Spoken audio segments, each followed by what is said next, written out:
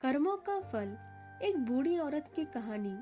80 साल की एक बूढ़ी औरत जिसका पति अभी अभी उसे छोड़कर किसी और दुनिया में चला गया है, जिसका अपने पति के अलावा इस दुनिया में कहने के लिए कोई और नहीं था, बाल बच्चे भी नहीं। पिछले कई दिनों से उसे घर खाली करने के लिए नोटिस पर नोटिस आ जा रही थी।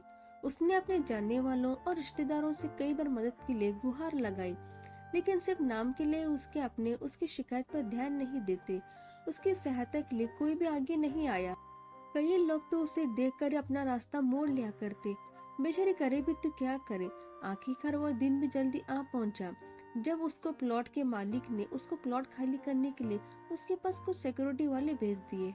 बूढ़ी औरत उन हट्टे कट्टे आदमियों को देखकर और भी ज्यादा सहम गई। वो उनके आगे गिड़गिड़ाने लगी, उनके पैर पकड़ लिए और कहने लगी, उसे सिर्फ 2 दिन की मोहलत दे दी जाए। वो कुछ भी करके अपने लिए रहने के लिए कोई और जगह की तलाश कर लेगी। मगर भाड़े के वो आदमी उसकी एक बात सुनने को तैयार नहीं थे।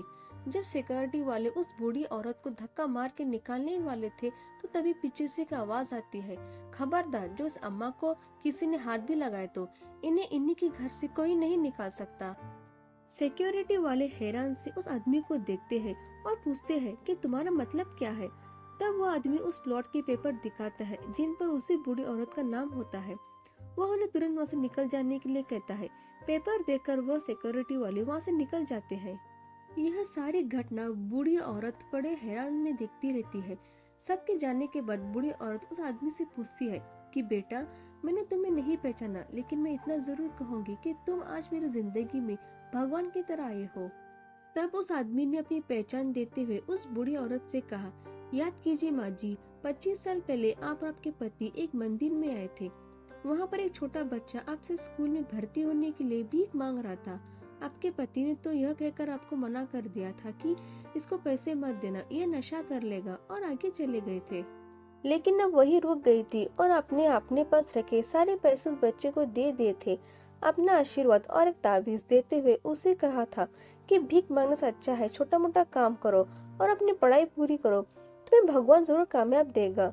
माँ जी, मैं वही भिखारी हूँ जो आपके बताए रास्ते पर चलकर आज इतना बड़ा हो गया है, एक स्टेट एजेंट बन गया है और इस काम में बहुत शोहरत और दौलत कमाई है। इसी काम में मुझे इस बात की भी खबर रहती कि किस दिन कौन सी प्रॉपर्टी खाली करवाई जाने वाली है। जब मैंने आपका नाम इस प्लॉट में देखा तो मुझे रहा नहीं गया। जो मदद आपने मेरी बरसों पहले की थी वो मैं आपको लौटाने आया हूँ। इसलिए मैंने तुरंत आपका घर खरीद कर आपके नाम कर दिया है। आपने जो ताबीज मुझे उस समय दिया था जिसने मेरी आज तक रक्षा की है, वो आपको लौटाना चाहता हूँ। मैं चाहता हूँ कि यह ताबीज अब आपकी रक्षा करे। हाँ, मेरी एक विनती है। बुढ़ापे के समय में अगर मैं आपकी लाठी बन पाऊँ तो मैं अपने आप को खुश नसीब समझूंगा। यानी कि अगर आप मेरे साथ रहोगी तो मुझे और अच्छा लगेगा।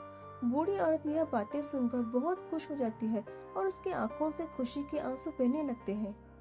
दोस्तों, कर्म एक चक्र की तरह होता है जो कभी न कभी लौट के आपके पास जरूर आता है। इसलिए जीवन में जब भी मौका मिले अच्छे कर्म करते रहिए। दोस्तों, अगर आपको कहानी अच्छी लगी तो प्लीज सब्सक्राइब करिएगा, प्लीज सपोर्ट करिएगा।